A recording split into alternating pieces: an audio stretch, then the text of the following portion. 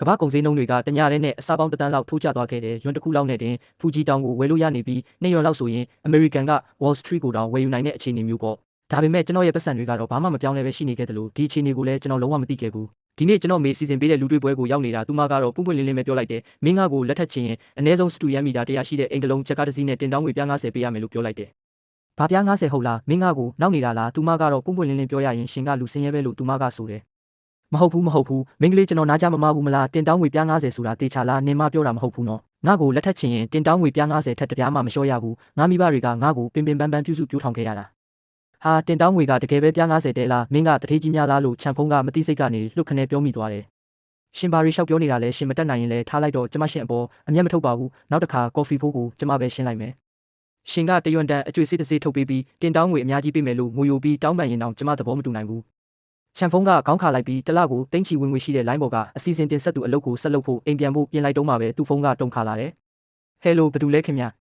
ဟယ်လိုဆန်ချမ်းရှန်ရှိလားခင်ဗျဟုတ်ပါတယ်ဘာကိစ္စရှိလို့လဲဟုတ်ကဲ့ရှင်ရဲ့ online ကဝယ်ထားတဲ့ Boeing 949လေယာဉ်ကစင်ကြမ်းမြို့ကိုရောက်နေပါပြီပစ္စည်းကတမိုးကြီးလုံးလို့ရှင်ကိုယ်တိုင်လာရောက်လက်ခံဖို့အတီးပြုပေးစေချင်ပါတယ်ဘာရီလျှောက်ပြောနေတာလဲကျွန်တော်ကအလှပြစင်တင်ဖို့ပလတ်စတစ်ပုံစံငယ်လေးပဲဝယ်ထားတာလေမဟုတ်ပါဘူးခင်ဗျားရှင်ကိုနောက်နေတာမဟုတ်ပါဘူးဒါက Boeing 949လေယာဉ်စစ်ပါကျွန်တော်တို့မှာတက်တိအစ30လောက်ရှိရင်တော့ဒါကိုဒီအတိုင်းပစ်ထားဖို့မဝင်ရဲပါဘူးရှင်ကိုယ်တိုင်လာရောက်ပေးပါအေးလေအန်အိုဖို့ကောင်းလိုက်တာ3ရွက်နဲ့ဝယ်ထားတဲ့ပလတ်စတစ်အယုတ်ကလေယာဉ်စစ်ဖြစ်သွားတာပေါ့ကောင်းပြီဘယ်နေရာမှာလဲကျွန်တော်အခုလာခဲ့မယ်ကျွန်တော်တို့စင်ကြမ်းနိုင်ငံတကာလေဆိပ်ရဲ့ကွင်းပြင်မှာရှိနေပါတယ်ဒီနေရာကိုပို့ပေးလိုက်ပါမယ်ပတ်စံချွေထားဖို့အတွက်ချန်ဖုံးကလေဆိပ်ကိုသွားမဲ့ဘတ်စကားတစ်စီးကိုတားလိုက်တယ်ဦးလေးလေဆိပ်ကိုဘယ်လောက်ကြမလဲဘတ်စကားပေါ်ကလူတွေအားလုံးကသူ့ကိုစိတ်ဝေဒနာရှင်တယောက်လိုကြည့်နေကြတယ်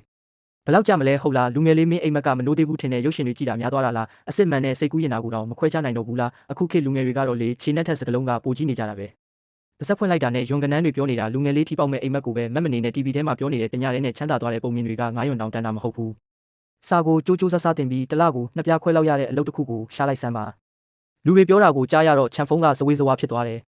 မဟုတ်ဘူးဒီနေ့လူတွေဘာဖြစ်နေကြတာလဲတင်တောင်းငွေကငါးမှုတဲ့လိုတဲ့ဘတ်စကားကချွေတာတာကိုလည်းအထင်သေးခံနေရတယ်ချန်ဖုံးနည်းနည်းတော့ဒေါသထွက်သွားတယ်လမ်းဘေးကဝယ်ထားတဲ့အဝတ်စားတွေကလည်းကြည့်မကောင်းပါဘူးမင်းကိုပြန်ရောက်ရင်တော့ရွမ်အနေငယ်ပဲတန်မှာမင်းကဘသူမို့လို့လဲစင်ကြမ်းမျိုးရဲ့မျိုးဆောင်သားလို့ခေါ်မလားဘတ်စကားကပေးစရာမရှိရင်အမြန်ဆင်းလိုက်စမ်းပါလို့ဝစ်စုံပြေးဝတ်ထားတဲ့လူတစ်ယောက်ကသူ့ကိုယ်သူအထက်တန်းလွှာတယောက်လိုခံစားချက်နဲ့လှောင်ပြောင်လိုက်တယ်စပင်တော်မပေါက်သေးတဲ့ကလေးကအတိုင်းတာကိုမသိဘူးငါကဒီနေ့ကားကောင်းကိုပြင်ဆင်ဖို့ပို့ထားလို့ဒါဘတ်စကားမစီမီတာပတ်စံမရှိရင်ငါ့ကိုဦးလေးလို့ခေါ်လိုက်စမ်းပါမင်းအတွက်ကားငါပေးပါမယ်ငါရဲ့တလောက်ဝင်ငွေကနှစ်ပြားခွဲတိတိရှိတယ်ကွာဘေးပတ်ဝန်းကျင်ကလူတွေရဲ့လှောင်ရဲတန်းတွေကမရက်မနာထွက်ပေါ်နေတယ်ဒီနေ့လူတွေဘာတွေဖြစ်နေကြတာလဲဒါဟာစနစ်ရဲ့နောက်ပြောင်မှုတစ်ခုပဲဖြစ်ရမယ်ဘလို့မှမဖြစ်နိုင်တာတွေပဲလို့ချန်ဖုံးကတွေးနေမိပါတော့တယ်